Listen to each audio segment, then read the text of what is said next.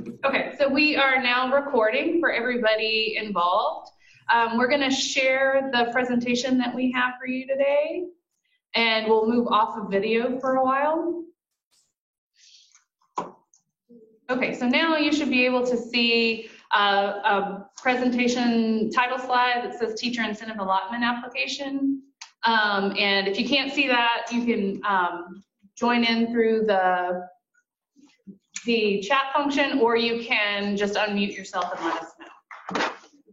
Okay, I think you're up first now. I think you are.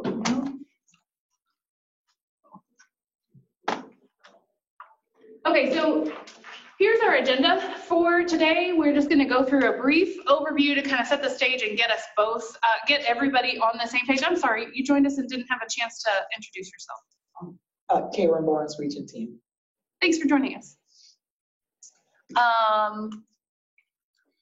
Okay, so the very first thing that we want to do is, though Alan and I have a pretty good set of comparable skills, we are certainly not experts because so much of this has not been released yet.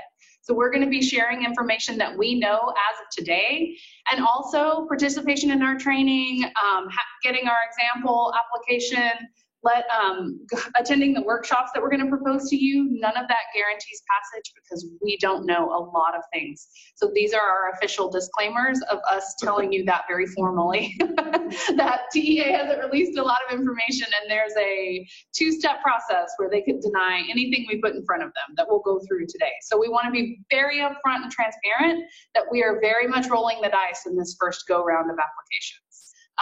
So we will tell you what we know to date, and then we certainly won't go beyond that. So the first thing we wanted to do is just kind of go through a general overview, let me move this chat box here, of the information that we know and kind of the design of the incentive allotment. And so, this may be all, I mean, this may be old hat. I mean, most of you guys have been seeing all this stuff, so it's not going to be anything new, but we just wanted to make sure everybody was on the same page. So these two pictures are screen grabs from TEA's presentation on the teacher incentive allotment. And essentially, we know the purpose of the incentive allotment is to get teachers into the classrooms of most need. So there's varying levels of incentive that you can give based upon certain demographics of your school, the location, the types of, the percentage of economically disadvantaged students you serve, and then the teachers can qualify for different amounts of incentive based upon their performance. And these three performance designations, recognized, exemplary, and master, come from a designation system locally developed that has to contain two components and can contain a third. The two components that it has to contain are the teacher observation piece and the student performance piece. And Alan and I have kind of divided up those two sections. He's going to be talking a lot more about the teacher observation piece, and I'm going to be talking a lot more about the student performance piece. So just a general overview, that's kind of the intention and the design of the system.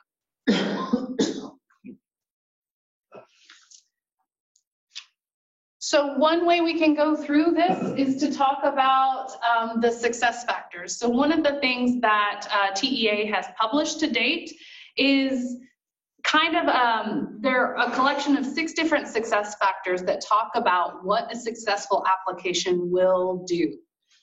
When we talk about these were actually screen grabs from cohort A and B. There's another one from C and D, and they're slightly different, but not substantially different.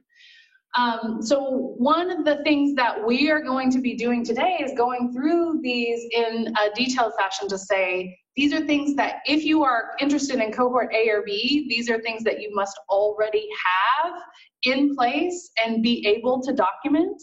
And then for C and D, these are things that we'll need to develop or propose a plan to develop.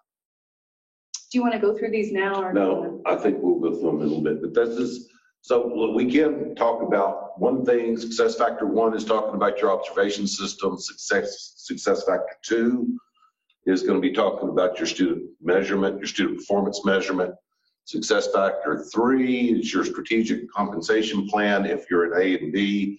If you're a B and a C, they call it the local designation system, but there's a lot of the same language in those.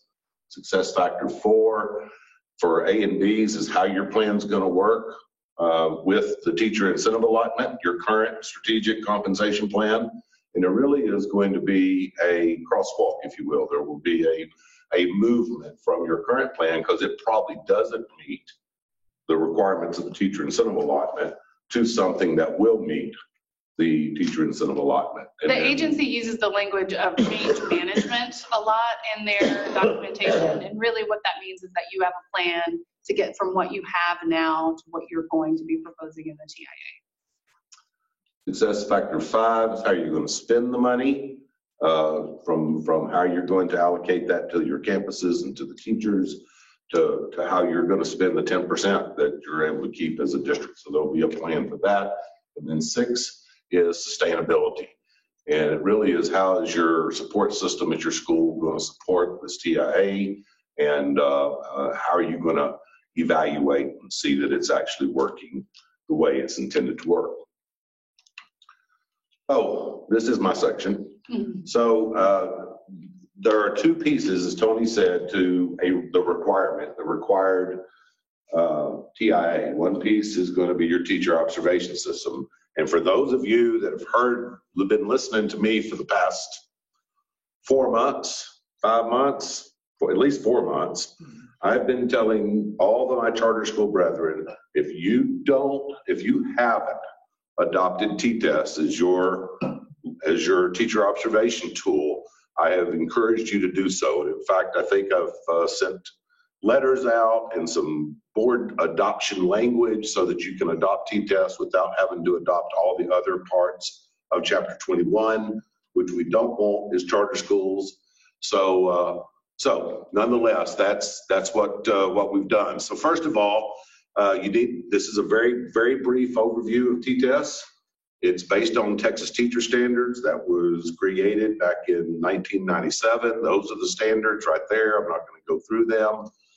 The folks at TEA say that it's a growth-oriented measure. It's designed.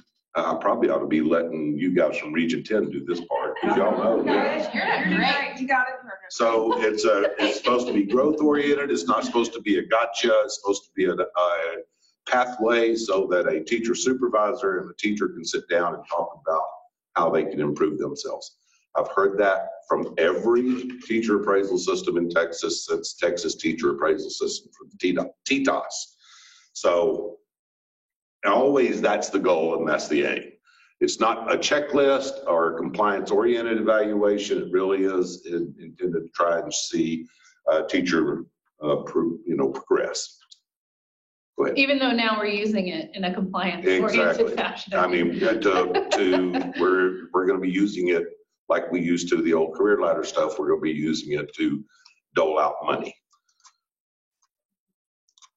Okay, so keep going on. It has 4 domains and 5 performance levels. We'll talk more specifically about those in just a second. And then that summative evaluation requires there to be a student growth measurement, some kind of student performance measure that is included in your final T-Test score. So the 4 domains are divided into 16, they call dimensions.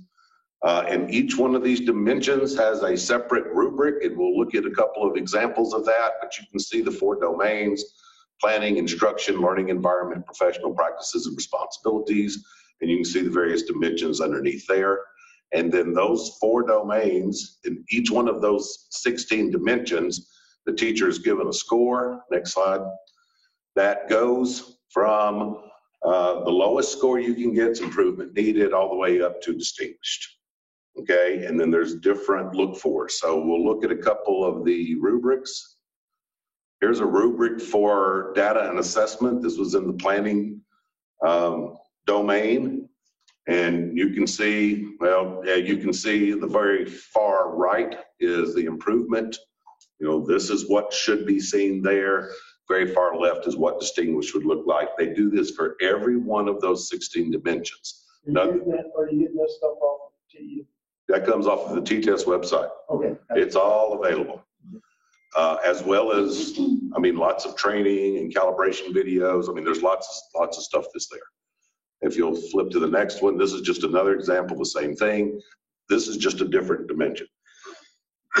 So these are all located right there. So that's there. Now, in order for your teacher supervisor to be approved or certified in T-Test, they have to go through a training, and trainings are available ad nauseum at our regional service centers. I think they have a T-Test training here at Region 10 about once every 2 hours.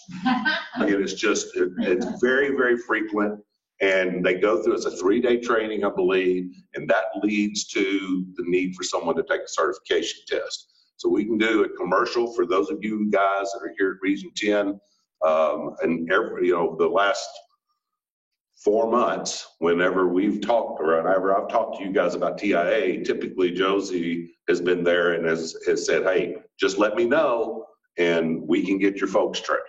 So that's part of their package of services. If they purchase and there is no additional charge, if that's part of their package of services. Yeah, thank you. Now, another piece to the T-Test is a timeline. This is an example timeline that comes off the website. There's a requirement in the agency, or there's a requirement in the TIA that if you're using a teacher observation tool, whatever it may be, that there has to be a timeline.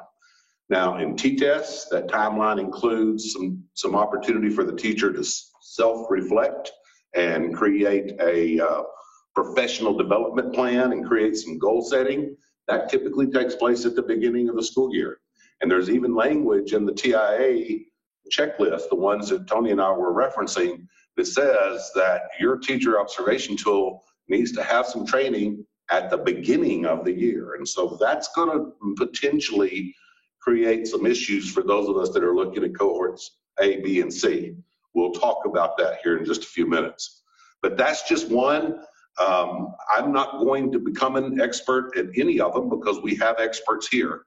But I am trying to make myself more aware of T-Test because, in my opinion, that's the most convenient for our charter schools throughout the state of Texas to be able to implement. They will absolutely be supported by their regional education service centers. Wherever you are, those of you guys that are in San Antonio, Region 20 will support this. Those of you guys that are here in the Dallas area, Region 10 will support it. Those of you guys that are in Tarrant County and Region 11, they will support T-Test. I can't tell you that about the Danielson framework or the NEIT or IET, whatever those others are. I can tell you that about T-Test, and so we'll continue to encourage you to be a part of that. So now Tony's going to talk about some of the student growth measurements, the second piece that you have to have. So your district designation system is built, like Alan said, on 2 different components. The first being the teacher observations. We're highly recommending that schools pick up the T-Test, not only because it's supported at the region centers, like he said, but also because the agency's guidance documentation is recommending it. And if we want to look at this as a path of least resistance through an approval process through the agency, then T-Test is one of those paths of least resistance. The other section is a student growth metric. Again, another place where the agency points directly to T-Test is in the student growth metric piece. So in the guidance that they've released so far, in the webinars and the documents that are on the TIA website, they have directed you to all the documentation for T-Test. T-Test has 4 recommendations that we'll go over on how you measure student growth. But according to T-Test, student growth should measure academic performance over time, establish a baseline that captures what learning the student brought into the class, tailors the expectation for growth to the student, and isn't a uniform expectation for all students. I am not in the K-12 classroom every day, and I do a little charter work and ISD work here and there, but I'm certainly not boots on the ground. So when I got a couple of calls about, hey, Tony, we don't know what reliability and validity is, help us out, I started reading some of this documentation. And what I found, the very first question I had when I started reading what the agency had released was, why can't we use the progress measures? Why can't we use progress measures? Progress measures are established by the agency. Why can't we use those as our measure of student growth? The reason we can't use them is because they are a uniform expectation for all students. So the expectation in the teacher performance metric is that to be tailored to the individual student. So it's something that's based upon the learning that the student brought into the classroom and their own particular growth trajectory over time. Now, T-Test gives us 4 different ways. There's 4 recommendations that T-Test has to measure student growth, and 4 different ones that the agency has pointed to under TIA. None of this information I created. This is all directly from T-Test documentation. So none of this is mine. Is this and or? And. Or. We gotta do all Oh, those? no, sorry. These are you must choose one student growth metric, and these are 4 options. So you have to do teacher observation and student growth. These are 4 options for student growth. Okay, thank you. So you can choose one of these, or a combination depending upon your subject area. So the first that we should probably talk about, and the way that I've set up these slides is I've given you a description of what the metric is. I have made a suggestion. That suggestion is mine. And I've told you what I think some of the advantages and disadvantages of each of the measures are. So in a pre and post test, we want to measure the learning that's happened in the classroom, right? So the idea that this has to be teacher specific as well as student specific is very important. The pre and post test, essentially what it would do is it would establish a baseline of performance for the student coming into your class. So by establishing a baseline of performance, you've controlled for lots of variables that exist that differentiate students amongst each other. English learning status, their economic, the things that we know that are related to student performance, demographic characteristics there. So one of the suggestions that I have here is that, and this is by no means approved by the agency, I think that a path of least resistance is to use something that schools are already implementing, which is the MAP test. Several of you are implementing the MAP test. It could be used for a pre and post test in those subject areas in which you are using it. One of the big disadvantages is MAP is not in Spanish, and MAP is limited to reading and math areas. So you'd have to come up with a plan for those areas outside of reading and math, unless you're one of the few schools that offers the other subject areas. But as a starting point, because we do know that you can offer the agency a phase-in plan for your designation system. You could say we're going to start with our math and reading teachers, and then by year 2, we're planning to incorporate these teachers, and so on and so forth. So you can give them a stepwise plan. This is a suggestion for that stepwise plan using something you've already implemented. If you're not using MAP, MAP is expensive to start using. There's a whole set of protocols that need to be developed to implement it with fidelity. So I wouldn't necessarily recommend this if this is something you don't already measure, but it does reach down into kindergarten and go all the way through the 12th grade. So it's a suggestion, and that's mine, not in any means blessed by the agency yet.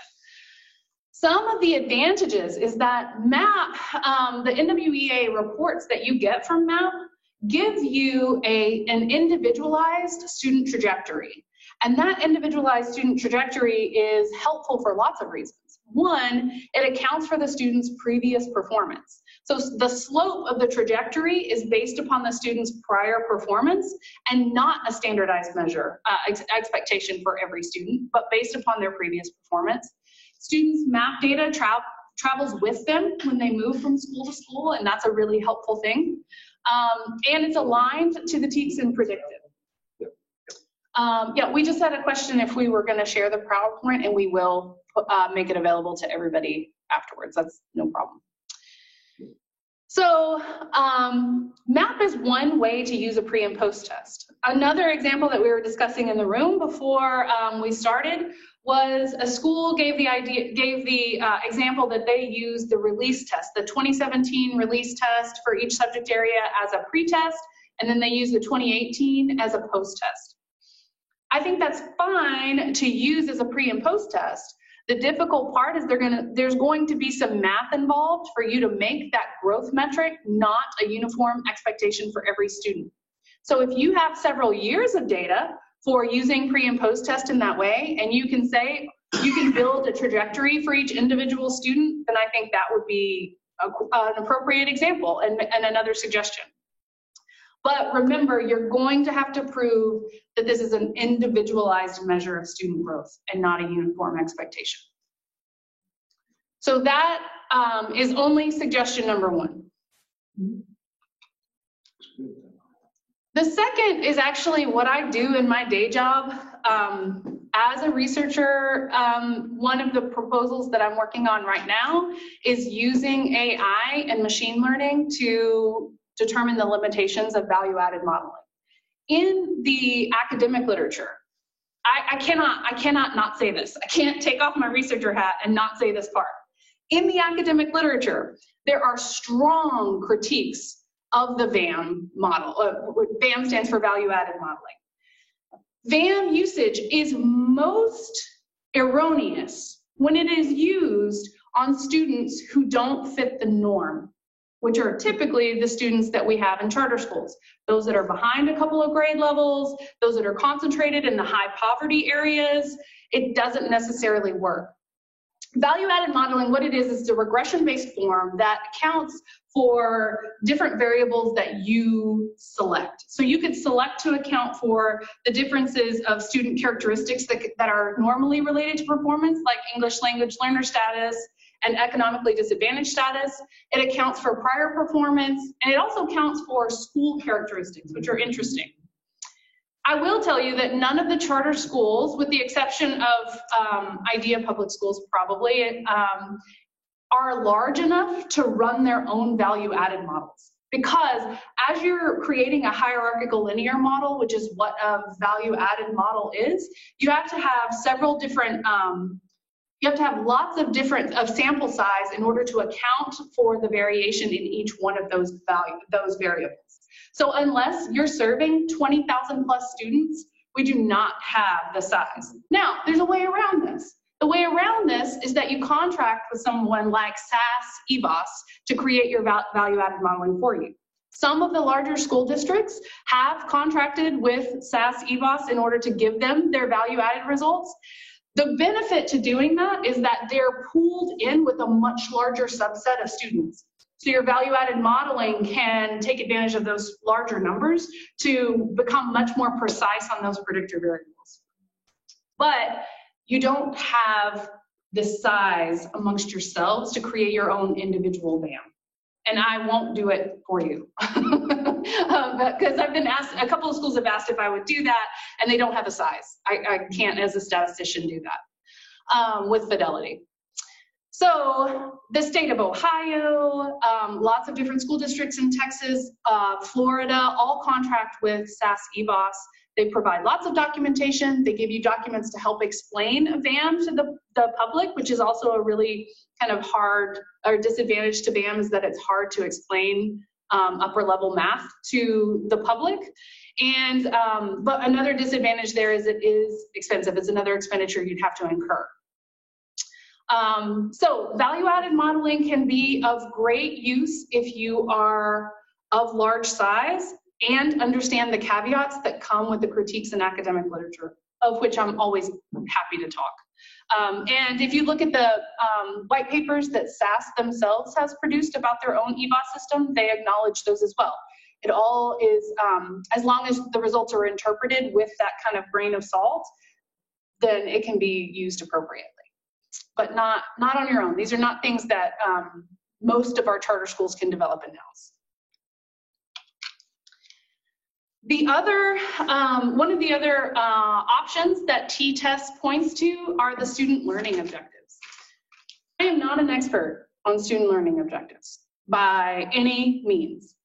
What a student learning objective is a growth goal set by the teacher. So you're looking at foundational skills that are embedded in the curriculum and looking at how that's going to grow over time. Advantages are that they are teacher created. It's not a value added, it's not some statistical model like a value added model that I've done to teachers. It's something created by teachers, which kind of creates a little bit less of an opportunity for pushback or even grievances after these are rolled out. And another advantage of SLOs is that many districts have already gone to SLOs for different projects. There's lots of TIF grants and other compensation grants that I've talked to folks about that they've developed SLOs for. If you have SLOs already developed, that might be a really seamless transition.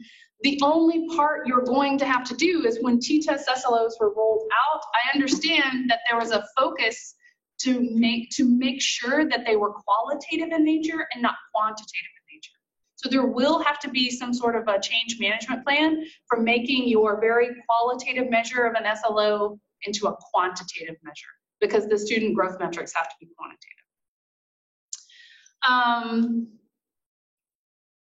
We do have some recommendations of folks who are experts in these areas that we, including the region centers, again, they offer trainings on this, but there's also some other folks too that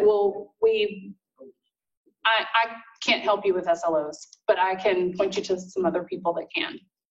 Another thing I cannot help you with are portfolios.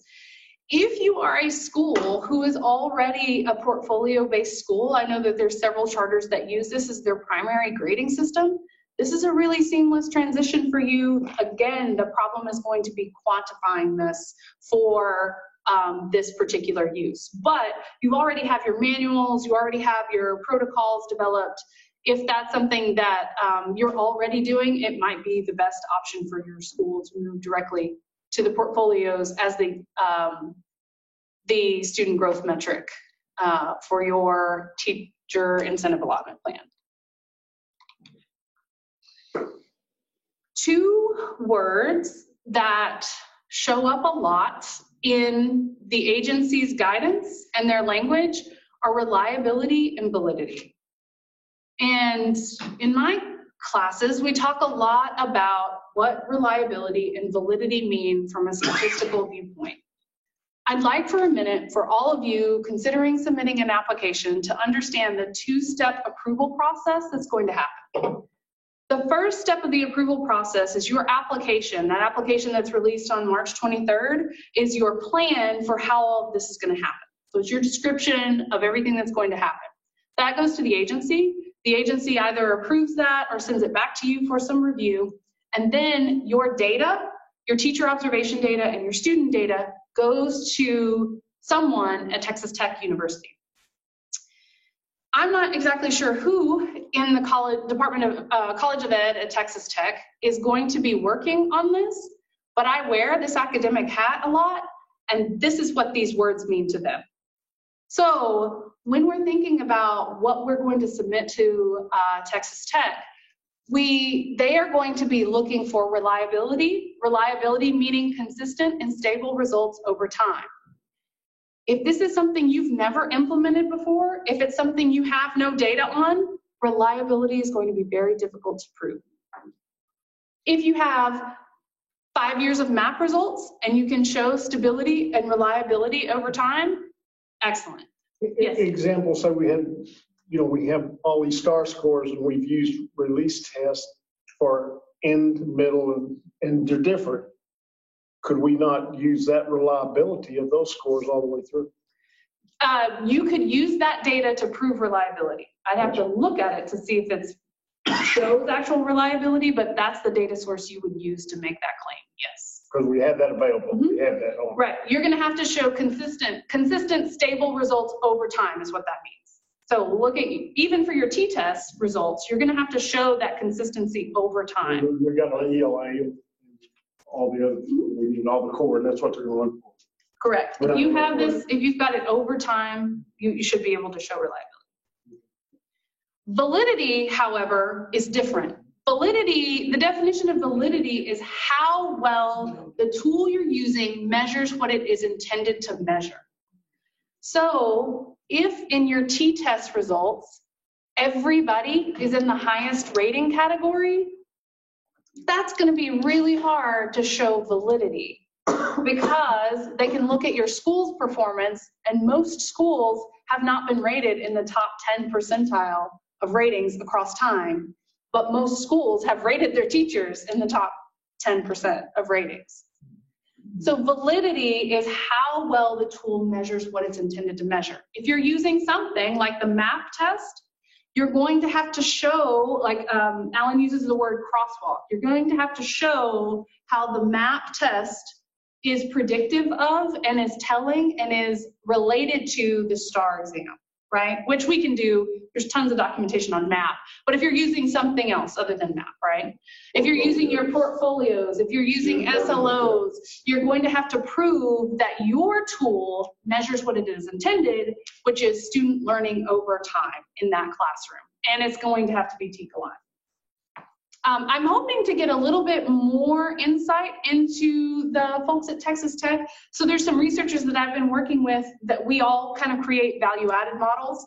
And I'm talking with them tomorrow, actually, to see if they know if Texas Tech is going to do this in-house, if they're going to contract it out to someone. So I'm trying to get a little bit more information there on this second tier level of approval process as we go.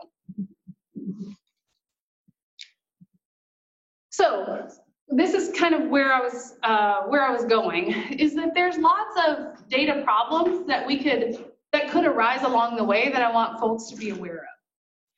In both your T-test and your student data, if you have what we call clustering, or everybody's rated in the highest category, or everybody's rated in the lowest category, you could run into problems with both reliability and validity, because what they're looking for are several things. They're looking at your teacher evaluation data, your student data are both consistent over time, and there is a relationship between them. So if your teacher evaluations are showing something very different than your student results, there could be problems in your second tier evaluation from Tech. Also, if your T-test or your growth data fluctuates significantly from year to year, that's going to be a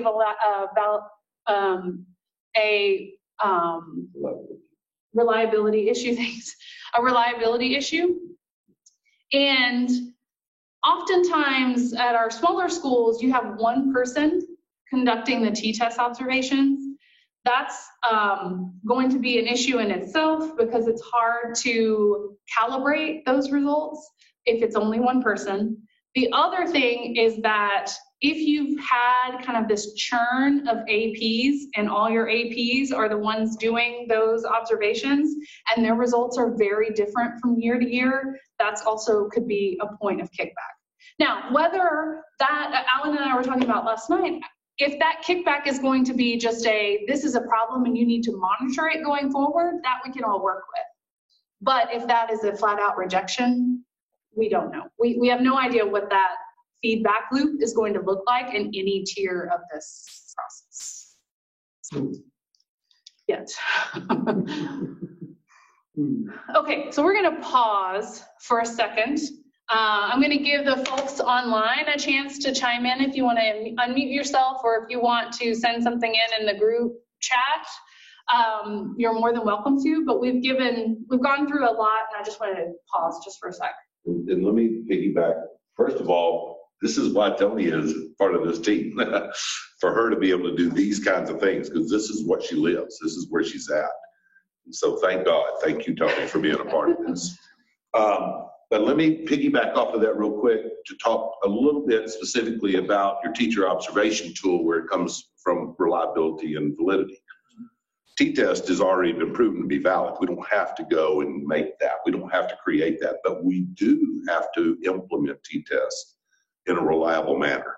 And the way that you implement T-test, or the way you test if you're implementing T-test in a reliable manner, is that you have multiple observations that they call it inter-rater reliability. So all of us went and looked at the same lesson, and we all scored it relatively the same. That created reliability because we all looked at it relatively the same way based off of our training.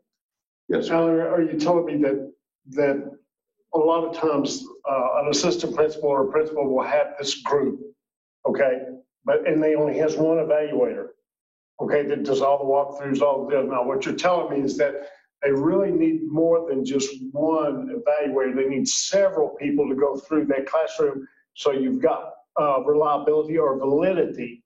There's a couple of pieces, Bob. First of all, there's the law. Yeah. So legally, they only have one observer, and they can go through and sign off, and everything's good. In the TIA language, in the checklist, it specifically talks about calibration. It specifically talks about multiple observations. From different Specific- people though. It never says different people, but it does talk about, well, it does say different people in one area of the checklist. Okay, that's what I was thinking, because we do a lot, a lot of places require a certain number of walkthroughs, certain number of things, and we do that, a lot of us, but we haven't had multiple people come through, and should we do that, especially for those that want to apply? Yeah. To make sure that they have some validity or with the T-test. What do you? Yeah, there's going to have to be strategies built into your school board level policies about what that's going to look like. So you may have the minimum standards required by law are over here. Which everybody does. Right. Well, no, At they least. don't, but Okay, well, yes, they should. Yeah, But in order to meet the criteria, as I read it, of the teacher incentive allotment, that's just the minimum and you won't qualify. okay. That'll get kicked back. So you're going to have to go through these other efforts, creating inter-rater reliability to multiple observations. And that's going to be a challenge for smaller charter schools. Yes, it is. It's going to be a challenge for smaller ISDs. So there's going to have to be some real thought and strategy put into this in order for that to work. We got some questions. Two things that have come through.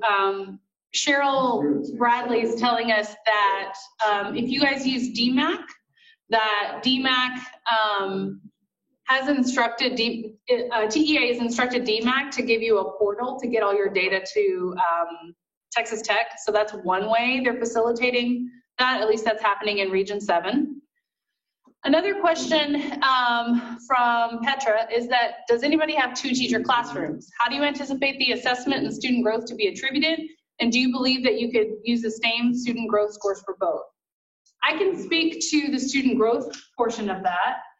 The student growth portion of that, those are the decisions that need to be made in the qualitative application that you submit to the agency.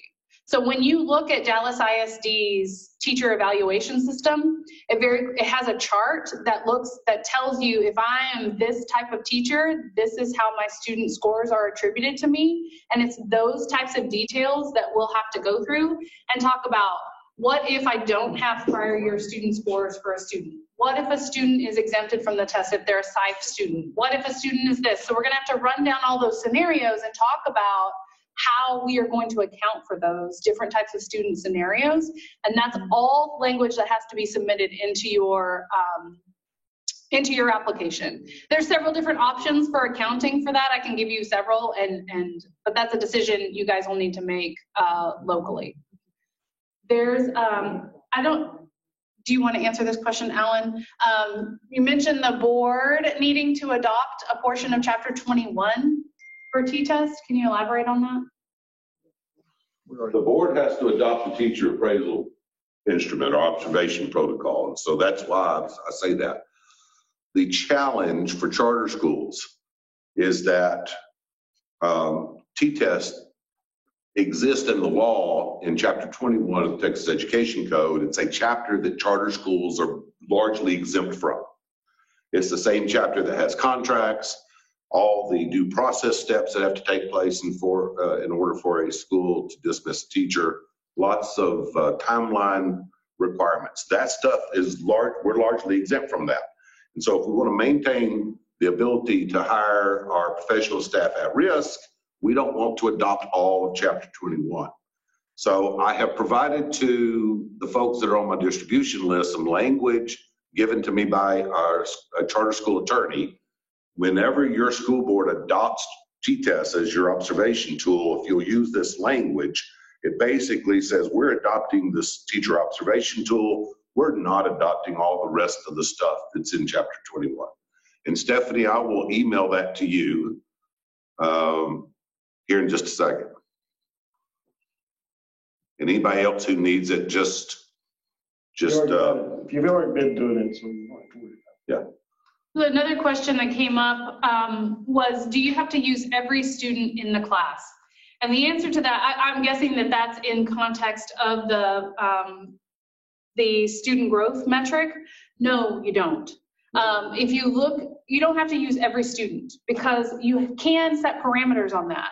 Number one, it has to be a snapshot student. That's one parameter that you can set on that. October 29th. Right, the last Friday in October, right.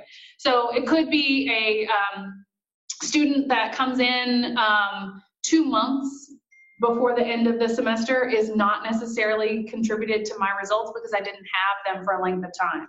Some of the observation things that some of the student growth metrics that I read through in some of the larger ISDs that already have these is they exempt students that are taking a different version of the test. So in their initial rollout years, they don't even count the Spanish language test. Or they don't count, for example, in your special education classrooms, if they're the self-contained classrooms, some of the tests count, some of the tests don't. So these are all decisions that you have to make locally. And I think if you've got the way that I would view this is if you have a good reason for exempting the student that makes sense and you've laid that out in your application, you're going to be fine. If you say that we should take the top 10 performing students in every class and that's who we should choose, that's a decision you can make. I'm not sure that would make it through the agency's application process. Okay, example, and I want to make sure I've got this down. What you do know is that staff shot students would be preferable because you'll have them a full time, okay? If they're not a staff shot student. Now, the one thing I've got a question about from my people are SPED teachers for inclusion. Do they pick every single student they help, or do they pick a certain group, or what do those parameters for them look like? I understand a teacher. Yeah, so I have a hard time with SPED. One of the things that I recommend you guys do is look at Dallas ISD's manuals. Yep. I went through them over the weekends, and they have a scenario. It may not be the scenario you like, but at least it's a starting point as what they use. And in the inclusion teachers, they aren't using student growth results generated from the VAM model. They're using because they have about 5 different components that make up their overall teacher rating score, and they use 4 components and not the 5th, right? So there's lots of different choices that you can make within there. One option might be for your inclusion teachers is that they have a growth score based upon the students that they spend X percentage of the day with, right? Or they have an SLO process that looks very different from the pre and post test for everybody else.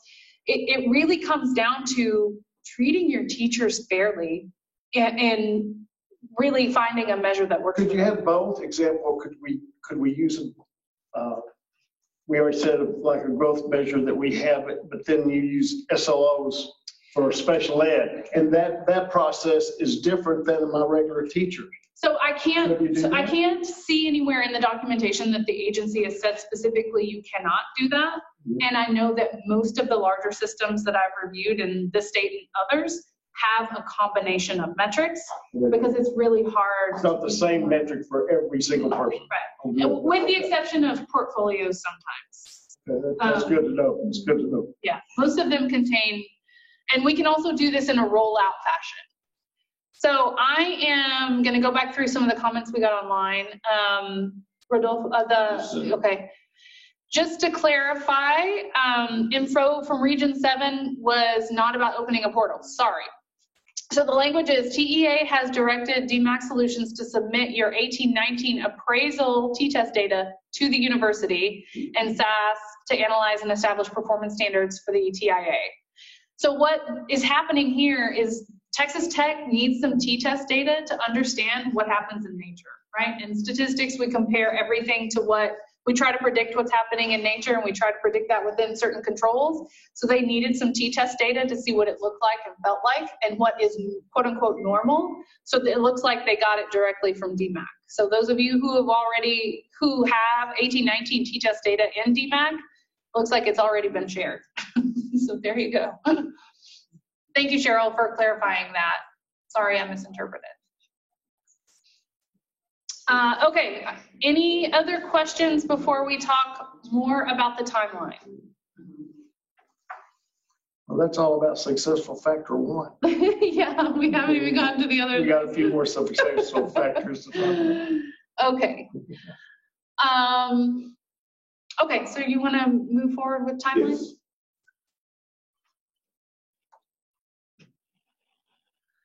We're going to talk some more about the different cohorts here in just a second, but this is generally the way the timeline is set up. And again, I'm preaching to the choir in some sense. Those of the charter schools and schools that are choosing cohort A, that means that you had a comp plan, a compensation plan, incentivized compensation plan in 1819,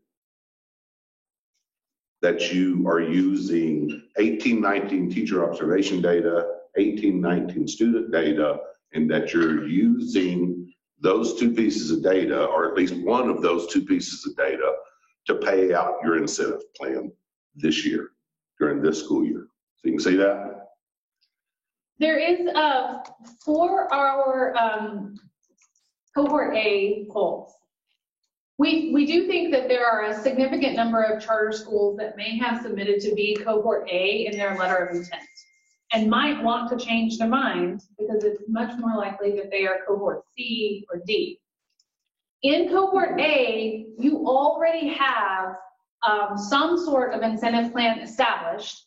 You already know how you were going to pay the teachers, and the only purpose of your application is to make a crosswalk between what you had already devised and already have stakeholder input, a really big component of this plan, for what you've already rolled out last year. So everybody on your campus knows about it already.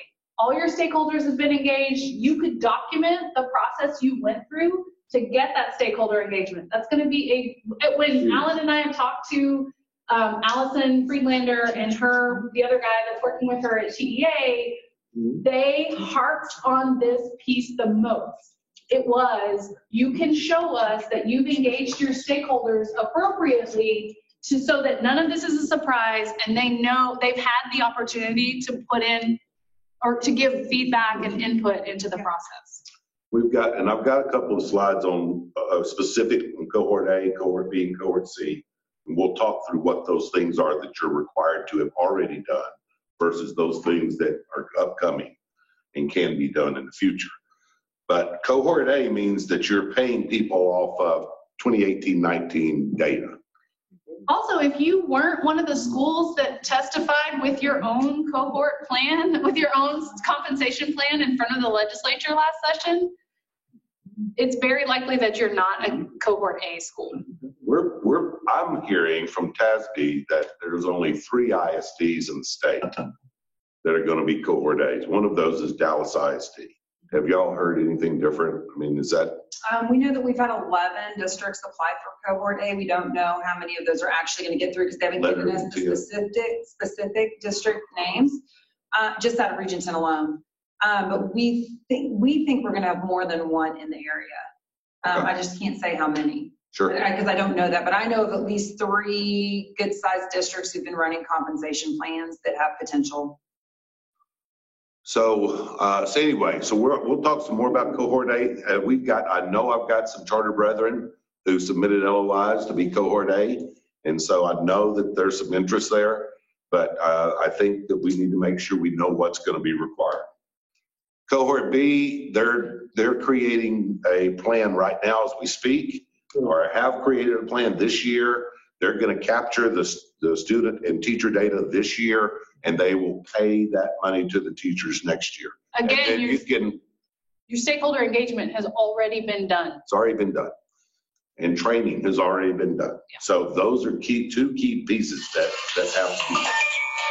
Cohort C and cohort D, you see it just moves down the year. So it's not rocket science, but that's just kind of the general direction that it's going to go. Here, I got you. Todd is also asking for that data, the chapter 21. Okay. So this is just kind of the sequence of events.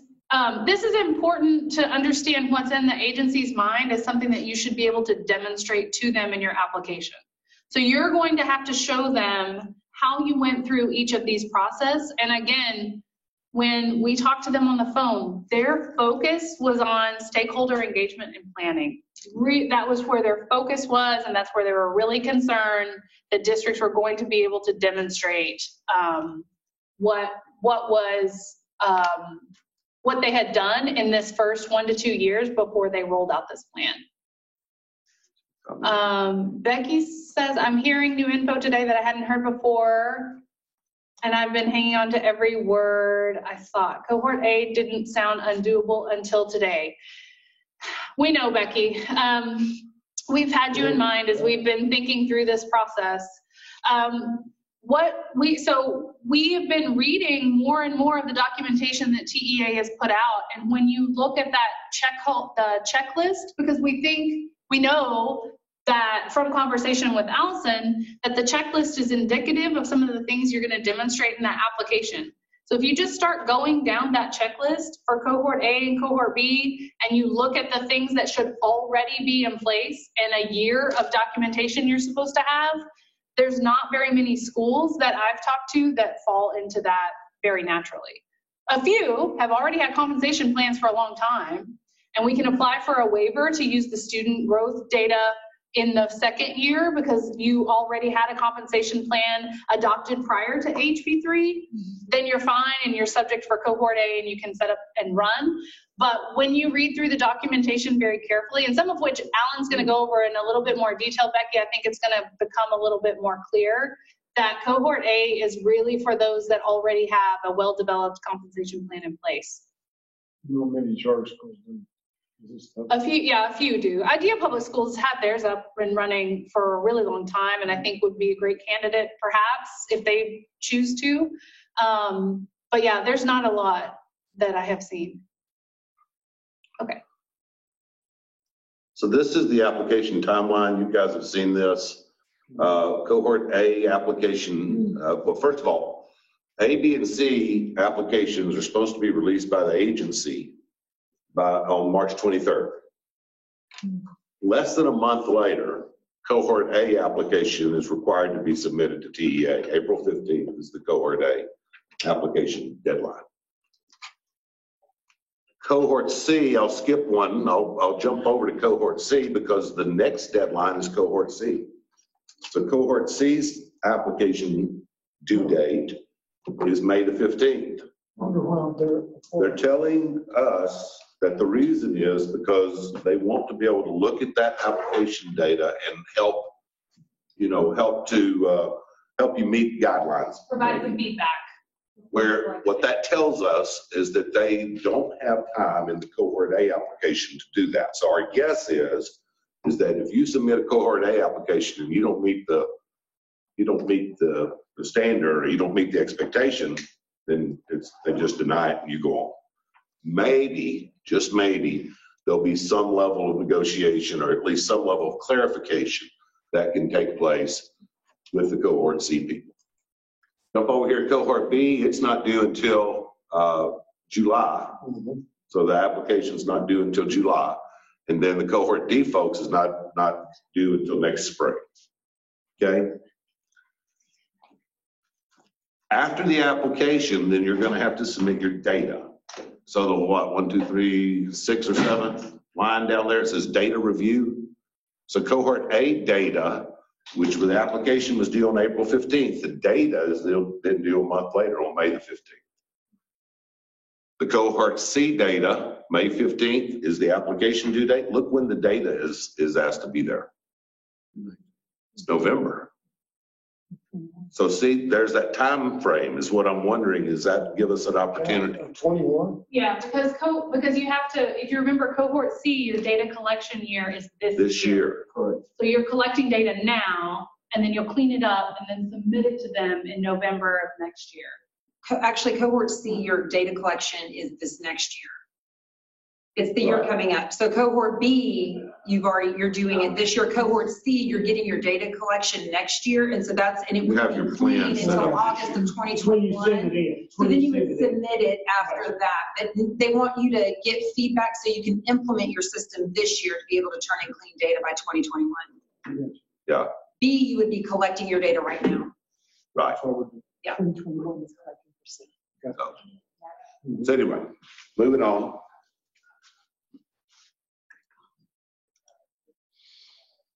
Don't talk about next steps. Okay, yeah, let me go through this. Okay, this is telling you about the cohorts A, B, and C. But what I wanted to go to is this. For those of you who want to be cohort A, that means you have an existing compensation plan. This is what the TEA guidelines say. You're paying teachers this year off of data from last year. It's basically what that says. But look at that second bullet. Districts in cohort A must have engaged with stakeholders in the design of their strategic compensation plan. And we see stakeholder engagement over and over and over. It's the reason I'm worried about cohort B people too. Yeah. We'll see that here in just a second. But that's there. So this is what your strategic compensation plan has to include if you're a cohort A.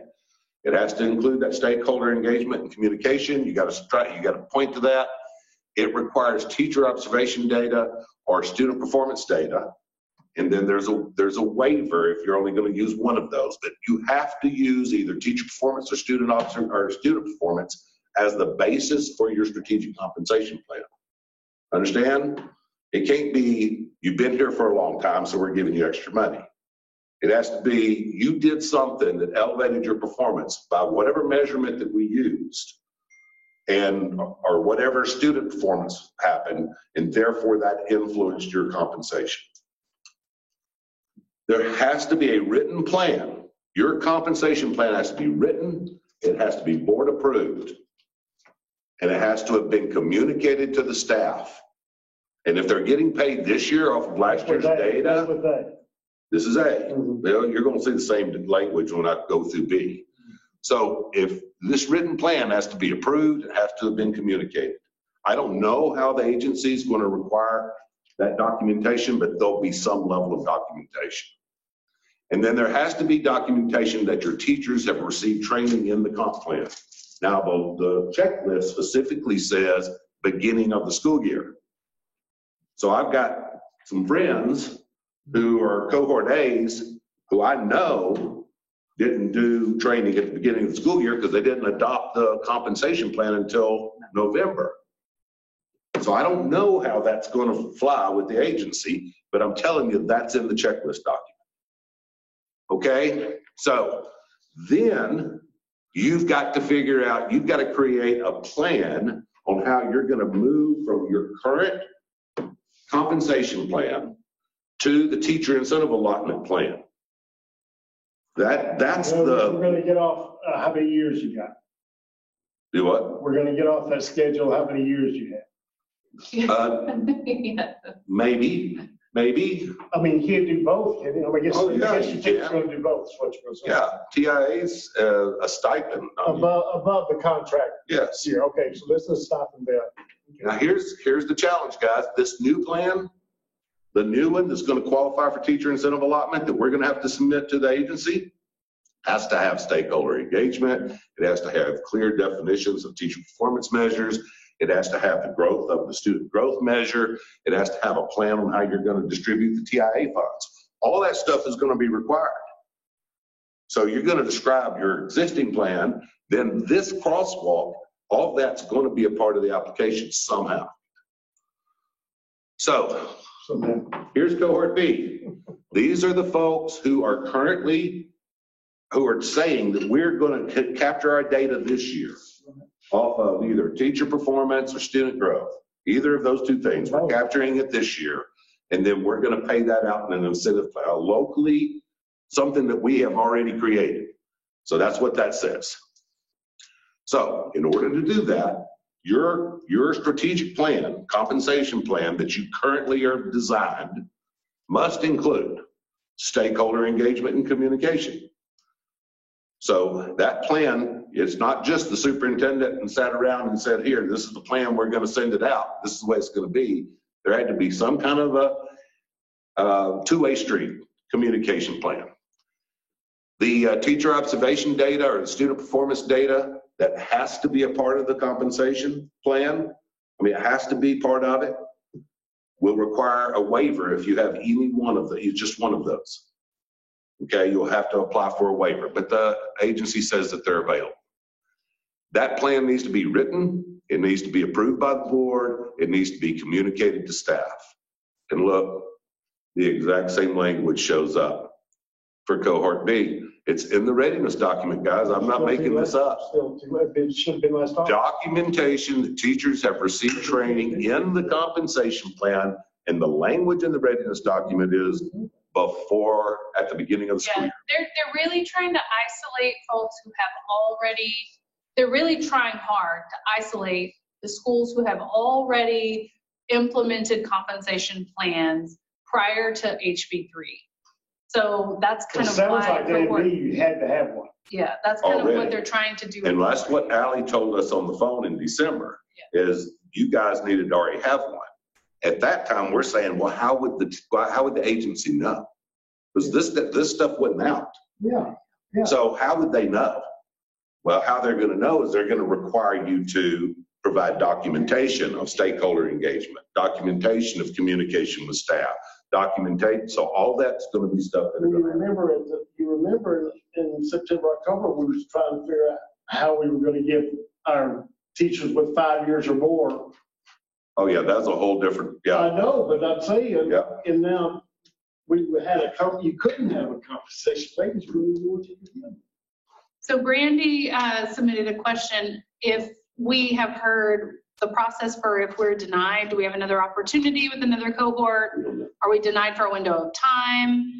We have not heard about what that process is going to look like. The last time we talked to Allie was at the beginning, or Allison, it was at the beginning of December, and she didn't know at that time because they were still rolling out all these readiness documents. What we do know is that the timeline for cohort A looks like a sink or swim. Mhm. It looks like you might just be bumped Megan, back. y'all know? So I think, yeah, for A, B, probably, for A and B for sure, I think probably like you've had it and it's gone through there, unless it's like potentially some stakeholder issue. I mean, there may be some pieces that they can work with you on, but for the most part, I think that those are set. I think C, which is why you see the quick turnaround of the application. Yeah. Because they, on your narrative side, because they want to say, if you don't have your system, and we can give you some feedback of like, maybe you don't have some of these to the degree that you can, that they can give you feedback to get better before you do your data collection year. And then D, of course, will have a wider time. I would say if you're missing whole parts or not doing whole parts well, you probably would have to resubmit.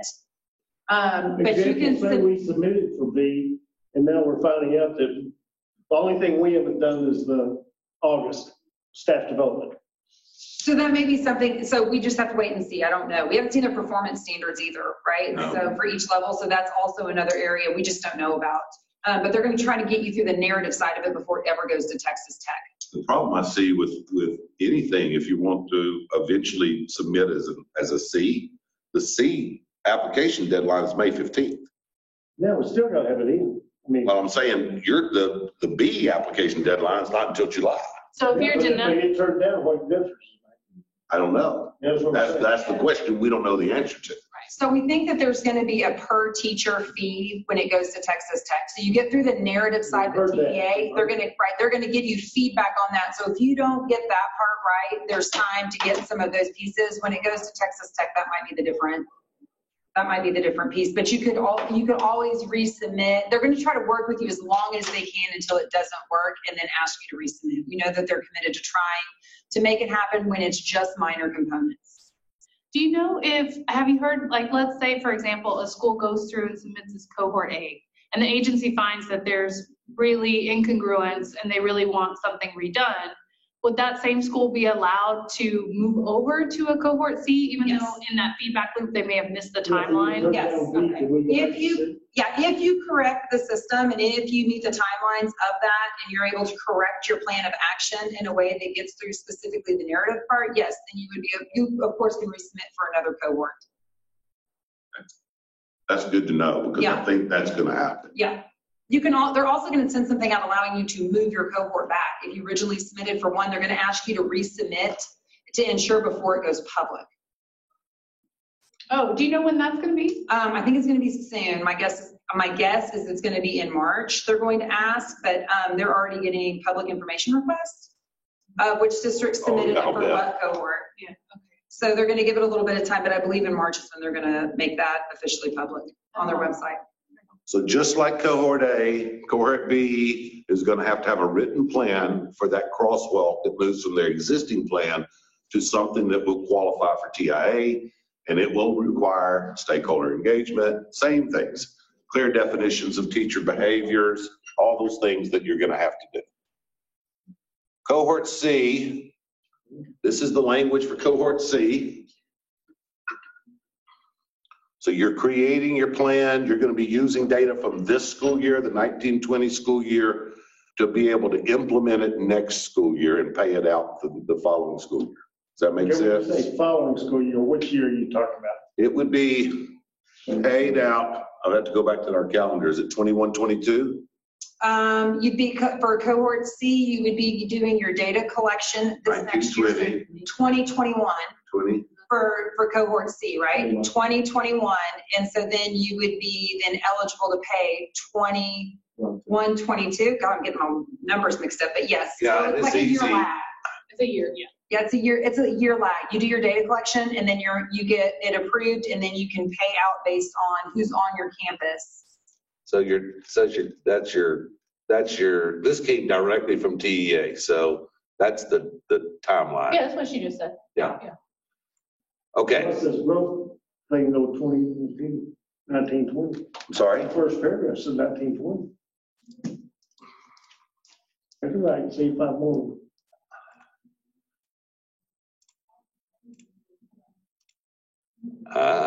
What's that first paragraph say?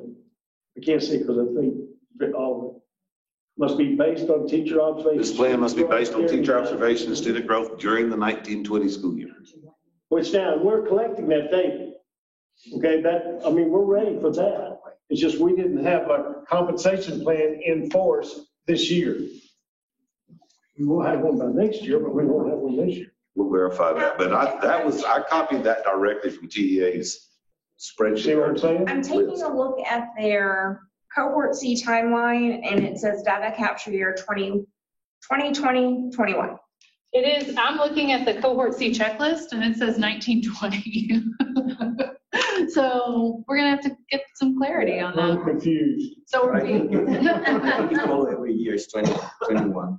Yeah, the cohort C checklist on that same website says 1920 data. It'll make a difference, because, we're collecting data now.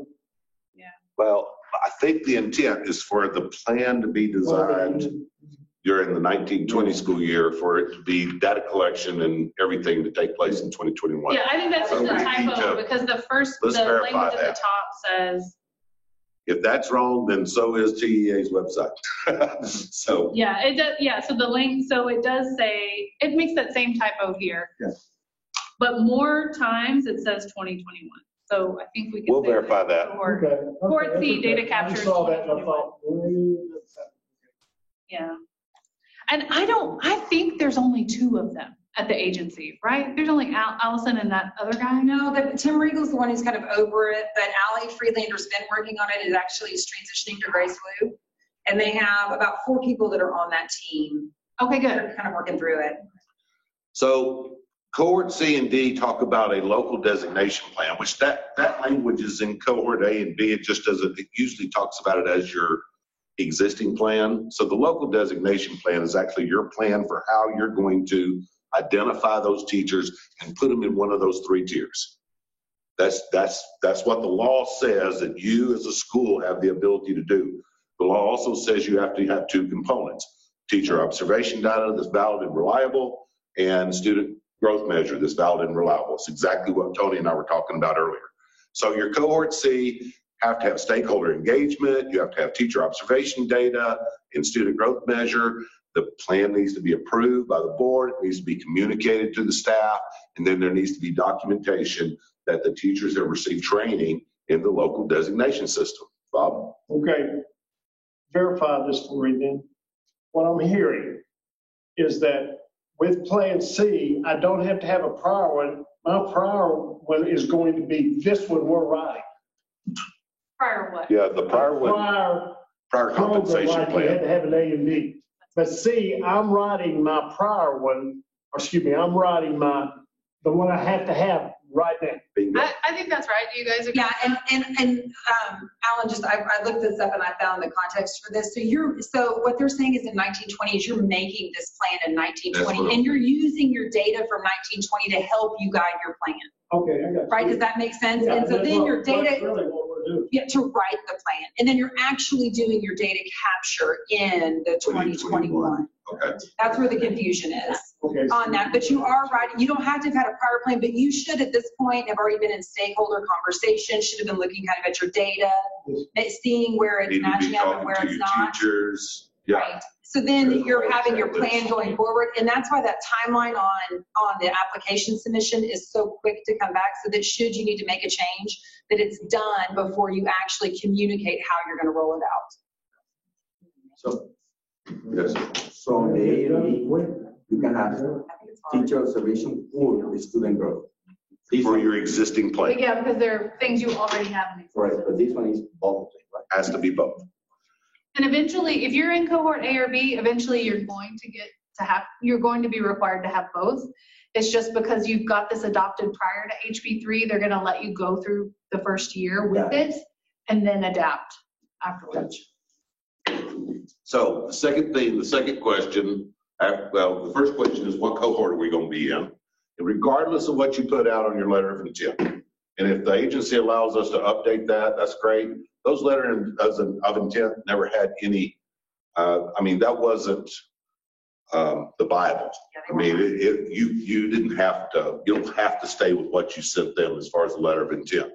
I think based off of going through this, and I think Tony agrees with me, most charter schools that we know of that don't have a robust teacher incentive program already set up, one that was planned and had stakeholder engagement and lots of dialogue and communication and handbooks, all those things, I think that all the rest of us are going to be in C or D, cohort C or D. And I think those of us in cohort C, we have started those stakeholder engagement yesterday, or day before yesterday, or in November. Mhm. I mean, that kind of stuff has to already be taking place, Even C. even for C. Yeah.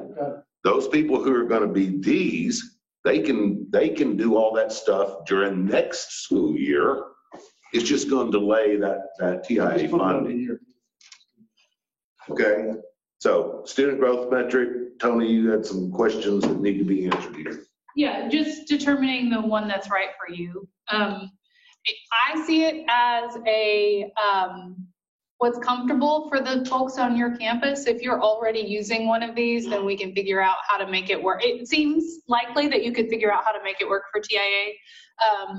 But if you aren't using any of these things, is where you need to think about what kind of the mission vision of your school and what aligns there.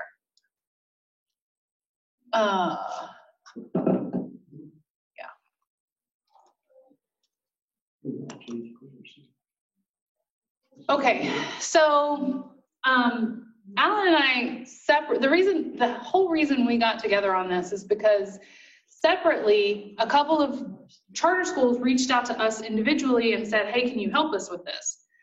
I can do the numbers part of this. I cannot nor do I want to do the rest of it. But we think combined, we could help schools implement.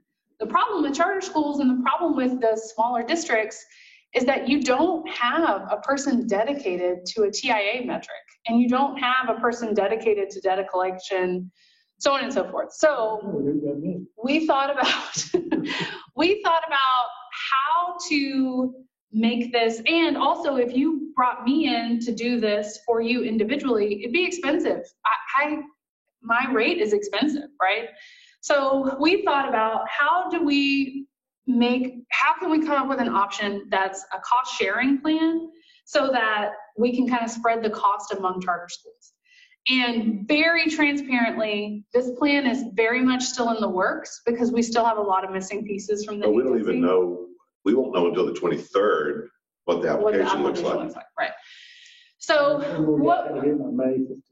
May 15th is the first deadline. But I do know, I don't mean to interrupt you, but I do know there are things that you need to be doing as a school right now Yeah. that neither Tony nor I can do. Yeah. These are things that need to be taking place by the individual charter schools. Those stakeholder engagement meetings, those informational meetings, all that kind of stuff needs to already be taking place. So right now, here's our thinking. Our thinking is that before the application rolls out on the 23rd, the charter schools need to answer those two key questions that we've just proposed to you, which is what cohort are you in and which student growth metric best aligns for you, even if it's just a rollout of some of your teachers first and then grows to something else. And then also collecting evidence or conducting stakeholder engagement, preparing student data, and then assigning your staff. So who on your team is going to be leading this? Who's going to be communicating this to stakeholders? Who's going to be collecting input from them, so on and so forth. Right now, what Alan and I are thinking about doing is taking these checklists that we have that we've heard from the agency are going to be very indicative of what the application is going to look like. And he and I working together to write an example application. So if we were running our charter school, how we would write the example language. And it might have a couple of different options, like one for an SLO, one for a VAM, so on and so forth, but it's an example. And what we thought is that after the application is released, we take that information that we've already collected here, put it into the sample application, and then start hosting work groups where we give you what we've written.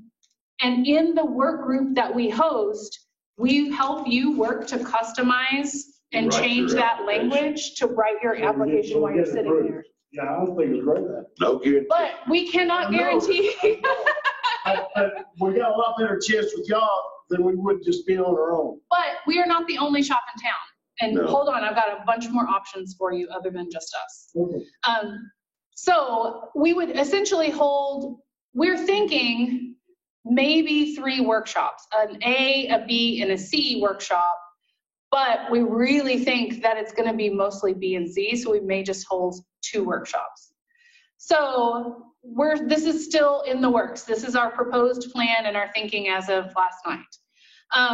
So essentially what we would do at the workshop is you would bring in your folks who could fill in your application, and we walk through those and then bring you back to say, these are the key points we know you need to have in there. This is what that language looks like. Do you have it? And can you document it? Do you have evidence? So on and so forth. Just kind of a, workshop to get these done. But we would be providing language like some of the protocols and things like that about, it's going to be really vital that you demonstrate that your student data is collected with fidelity. How do you host your map test? How do you ensure that there's no familiarity with the questions that you're using for your pre-test and your post-test? Things like that. Your safeguards are in place, right? So there is some language that we're thinking by putting out that sample would be a good way for schools to kind of walk through that and write their application in that setting. So that's our thinking at the moment. Like I said, that could change and might change after we see the the application come out. So, That's just another slide that says basically the same thing. Yeah. So what we are proposing is that we write an example application and we bring you in a workshop setting, either in probably one in Dallas and one in San Antonio, I guess. Depending on depending on if anybody wants this. And then we would host those workshops, provide you the sample application, host the workshops, and then anything outside of that you need, we can help you with, given the right timeline. And it may be that before we do the data or submission to Texas Tech, maybe thing or something. Yeah, I don't know. we haven't After it comes back from Again, we agency. haven't. After it comes back from the agency. I've been asked several times, how much is this going to cost? I don't know. I mean, for you, it may cost 50 grand. Who knows?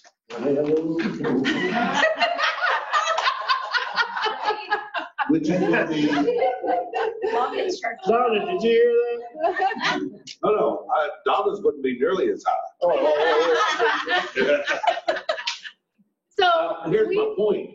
No one school can afford that, Yes. that kind of But if cost. we put it all together. But if we had, 10 people, that's $5,000 a piece. If you had 20 people, that's $2,500 a piece. You see? So what we're trying to do is figure out how much work it's going to cost. Because I know how much I charge on a daily basis. Tony knows how much she charges on a daily basis. What we don't know, and all we can do right now is guess, is how much time it's going to take. Because it'd be real easy for us to get to a figure that's going to be bigger than any one of you is going to want to do. Oh, yeah. Yes. So, and I know I'm going to have to send out something that says, we're going to give you a ballpark, just a guess, and say if 10 of you do it, we divide that figure by 10 and we'll move forward. If 20 of you do it, you divide that figure by 20 and you move forward. but that, We are it gonna also have hinges on what the application looks like. Like in full transparency, here we are talking about, okay, I've got these projects going on, you've got these projects going on. Here's what we charge. How many days do you think it's going to take you to do this? So we're trying to just. without knowing what it looks like. Right.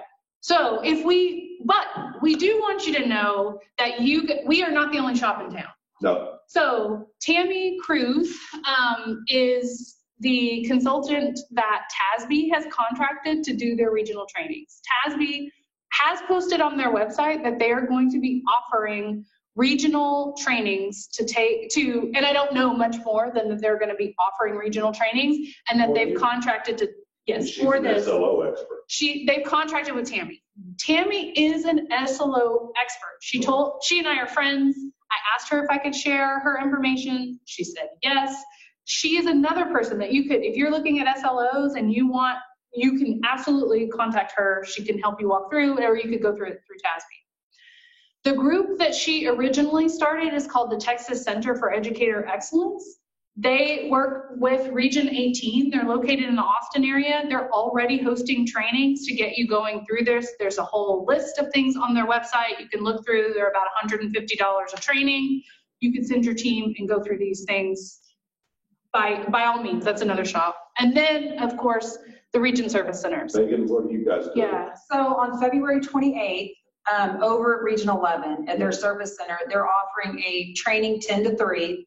I can't speak for Tammy, but I know that Texie was there already. It's almost full already. It is, well, and they're going to, if we need to do some additional seating, we'll work on that. But I just went to it in Lubbock last week.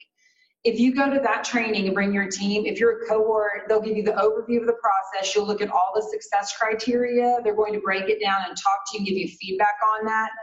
Then they'll break out in cohorts A through C and then D or later. And then they're going to give you information specific to the cohorts that you're looking at. And they'll be able to give you individual feedback. You'll be able to see what other districts are offering, what they're kind of doing, and they'll help you kind of ask the right questions to see where you may have a gap.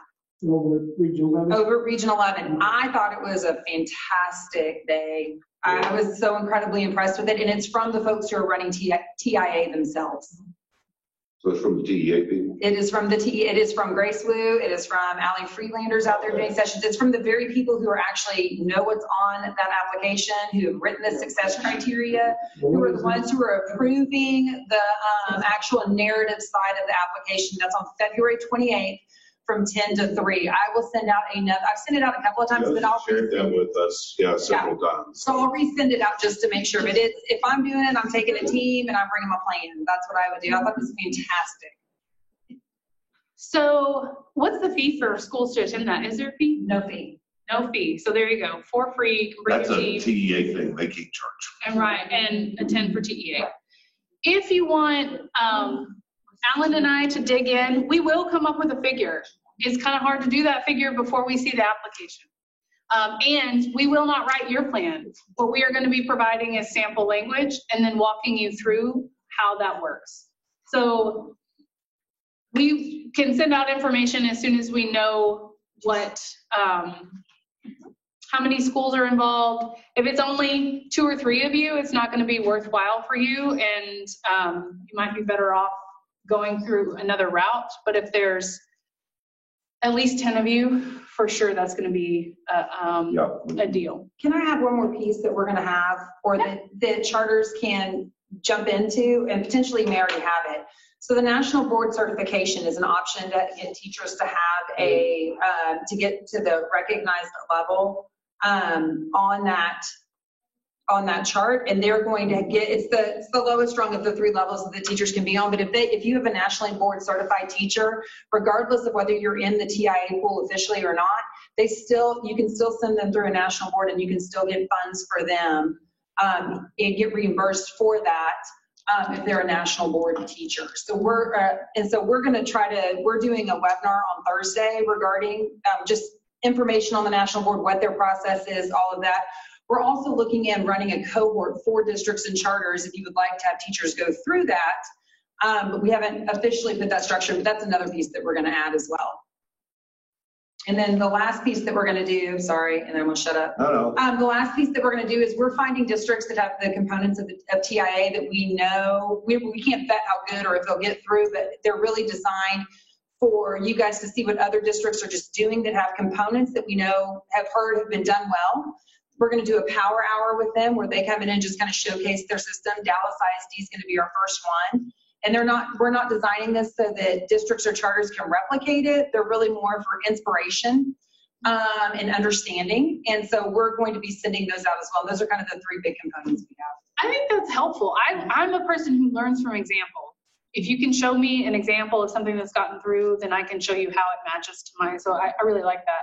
And one of the things that I want to iterate is the larger districts that have already done this, all their documentation's online.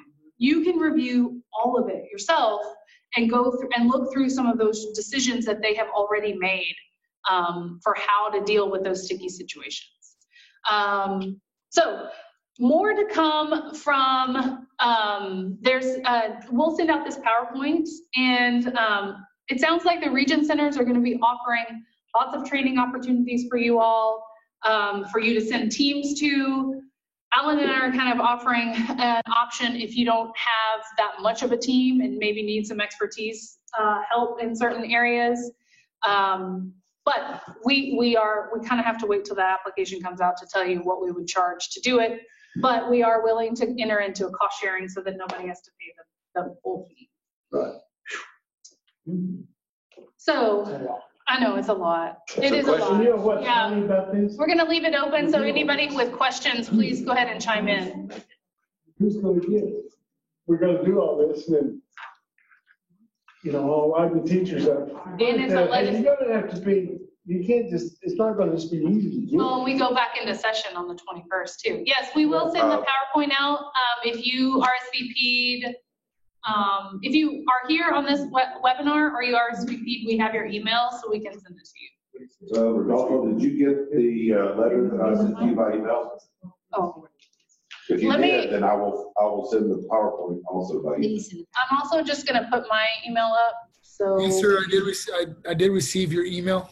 Yeah, Okay, and I'll email the other as well. Thank you very much. I just emailed you the Region 11 Okay. information. I just did a kind of an overview of a cohort A checklist. Anybody want to be a cohort A? They think? Keep going. Here's the cohort B. I'm going to give that to you Here's because I my- know that's what you guys, Yeah, but I need to see. but what it says on the cohort B is the things in blue, Bob, are things that you already need to be in existence. And then those things that are in green, as best I can tell, are things that can be done, that'll have to be done. For cohort Bs, will have to be done before the application. Oh, okay. And there's a backside to it. So much more to come after the webinar. Alan and I will follow up with kind of an then there's interest, cohort C. an opportunity for you guys to tell us if you're interested or not. We will also follow up with sending everybody this PowerPoint. Okay, got your email. Thank you. Yeah, and just let us know, It's good stuff. let us know how we can help. We don't, Yes. You said there's a teacher. if I can't do it, I'm very quick to Sorry. say I cannot. There's gonna be some fee that has to be paid to Texas Tech. Has anybody heard $50 a teacher? I don't think they've said what the fee is, but instead of doing a flat rate fee, they're going to do a per teacher submitted fee. So those, for whatever you put forward, it's going to be a per teacher fee. But if you get approved, you also get reimbursed that fee as well, outside of the allotment itself. I think I saw that. So just the document I just handed out, I'll also make available to those folks. Yeah, we'll make it available somehow, either through Google Share or something.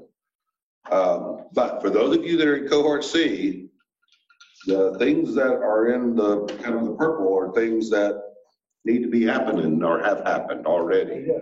And those things that are in the orange are things that probably are things that can be done before the data capture year, which is 2021. So, but there's still a lot that has to be done. Is that the way you take it as well? Yeah. On cohort C? I would say, like, typically what we've been hearing and what TEA said, if you have not already at least started the process, you're probably a year later. Probably a D, yeah. So thank you, guys. Those of you who are responding to chat with your emails and wanting the PowerPoint, we've got you. Tom, I've got you.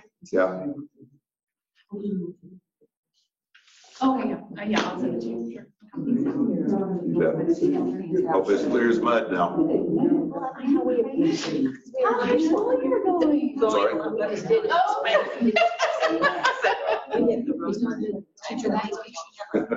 Based on graduation. Oh, good. Do you have the second gift? So you're a whole different, whole different thing. So, Yeah, thank you. Thank you. I just didn't know the leadership. Oh, they did? Because we did.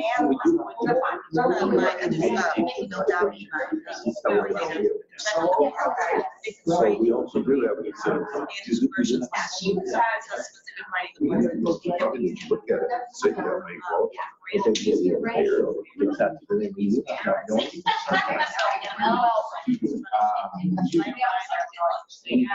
Sure, I want to show you. The only concern is that. The only concern that we have is the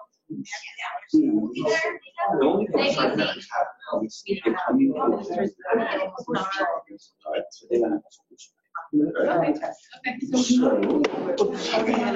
I've been thinking all the way coming down. What we did, we will be And so I was thinking, Leonard, he feels that we should consider we have teachers. Everyone should be trained. So they can see their, so we have that underway. plan right here. Plus, now we envision the fall in the year. Oh, wow, huh? Come in a second, and those. Going down, as well as. And then, when this last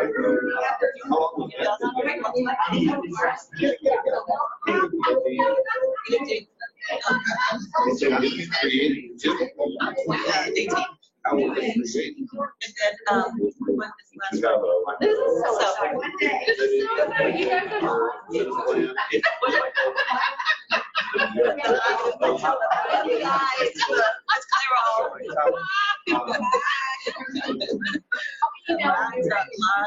good. You guys You say data to the night, you guys. If we got That's what I was all telling day, you. 6 days, all time, You submit forward, eh? no, there's no, again, we do, And they have been collaborating. So we were thinking, should writing them teachers in a year. and then having some focus. They can sell for. So how does the teacher qualify for the incentives? Okay, going to the videos? No, this is not for the teacher. And I was telling Leonard, I said, You need to communicate with the teacher. Okay, so this is what we need for the teachers. So they were so this classroom. you said that word over and over. And in that, you can show that. And that, so no, I have your shoe is, it doesn't matter what this, for sure, because you guys can set up. So, So you can use math for your subject area. this is called TOPS, teacher Then you can use your observation box. system. I thought you meant to say the box, right? Wow, so they go, tree. Time, hacen I don't know about. whatever. You don't have to think about that, but just rolling it out. We held that word. Reading and math. Right now, let me see how many observations. Like right now, I want to see it's only one form, which is called the teacher observation. Okay, that's what we're thinking By also, now, that we want to be there. Yeah. is how many And, observations Even if, just like you have. Okay, so she would tell you what Tony would tell you. That very thing. Yeah. Gonna have to, So Dr. Kira and I, to be used, not to be used, but for time to qualify. and so, we submitted the initial. But now, the next step would be the actual applications coming to July. That document right If there. you that's are, your oh observation gosh, skills. let me get the timeline from you. Oh, yeah. It's reliability. At that timeline, You need to make the transition. that's when it. It is, and then here's the other part. So it's that reliability and legit. So I have It gives you time to roll out some initial. That's for reliability, okay? I think that's actually. So, And even if it's not as like, for specific example, as you need to be, the observation final right thing, now, you're if starting you to have look at an aggregate of all teacher observation scores, it'll likely be And some of you're- these subject So, areas. for example, are they Because if Just you say are student with them. so that but we're means, gonna be. you know, on a scale of A to B, or A to F, are they all A side, or are they distributed from A to C, or whatever? The only thing, yes, It's not be a reliability. so if, for example, you want observation, you can tell. So, in whole observation. I like it, it's one of my favorites. That's, and all those shots that everybody has to be So the whole observation, teacher, teacher. That's not like. So that, I think that level of university is 5 years. So that's how we're finishing. And we grew with each teacher, you are four. But I think you guys have been implementing it long enough and it's several years. Come back and show. I haven't heard that for sure, but I'm also. Data, the distribution. Based off their observation. Your teacher, T-test data. Those are You guys all day over that. Okay, so that's something, but, You know, they don't want show to you. find that. So the communication is the only part that relates. But I think, yeah. You know, the communication was the only part, was, like, for example. Is there overlap of the same person? Is the same teacher evaluated by staff? So. Is that what you would So I would say absolutely. And I know that throws people off, which is not necessarily. Because you don't have to. I think. Really, I'm trying to get into someone. Right? Maybe you do not. That's how a teacher can. You don't have a plan. So BRC, you mean that Airbnb? Well, but I mean, you can. You can do for any of those that aren't tested, any electives, anything like that that's not tested, that you want to, you might keep SLOs and then you might see. Yeah, I was trying to show you how they.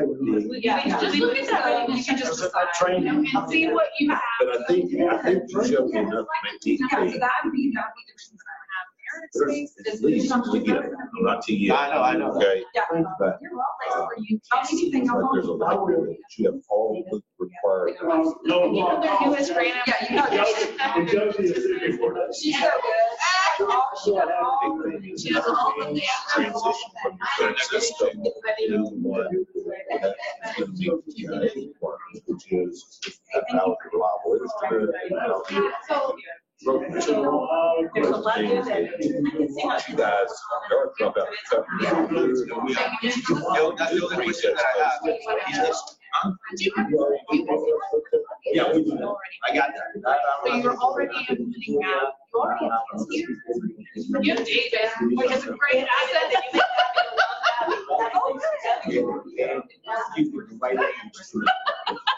I made sure to strategically hire. There you go.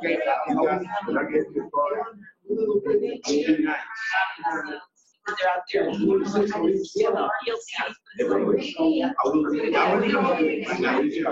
Thank you. Yes, ma'am. Friday, the data. You have a card? Bye, Bob. We'll see ya. Alan, it was worth it. Thanks, Bob. Thank y'all. And that secret